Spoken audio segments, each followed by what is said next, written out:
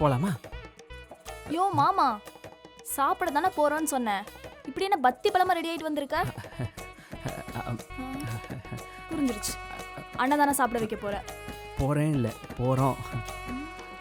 அது வேற ஒன்றும் இல்லை கார்த்திகா, அண்ணதானான்றது. மேடம் புக் வேணுமா மேடம்? ஹே, நீ அன்னைக்கு பசிக்குதுன்னு காசு கேட்டு வந்தானே, என்ன ஆளே மாறிட்ட?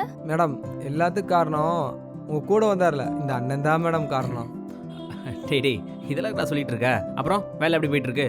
ரொம்ப நல்லா போய்கிட்டு இருக்குண்ணே. அண்ணே ரொம்ப தேங்க்ஸ்ண்ணே. மாமா, என்ன நடக்குதுங்க? எப்படி இதெல்லாம்?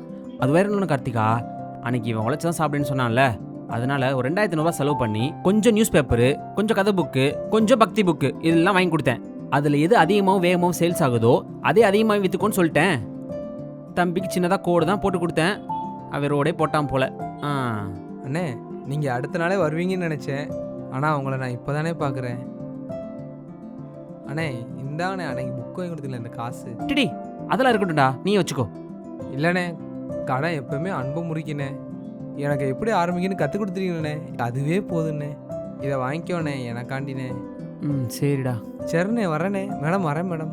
பரவாயில்லையே மாமா, ஒரு பிச்சைக்காரனை கூட பிசினஸ் மேன் ஆக்கிட்ட.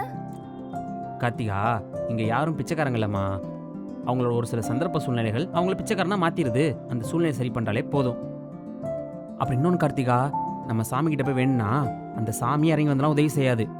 அந்த உதவி பண்ணுறதுக்கு சரியான ஆள் அனுப்பிச்சா அதுவே போதும். அதில் என் முருகன் எப்பவும் கைவிட மாட்டான். முருகனை நம்பினோர் கைவிடப்படார். சரி சரி, வா போய் அண்ணன் தானே சாப்பிடுவோம். பரா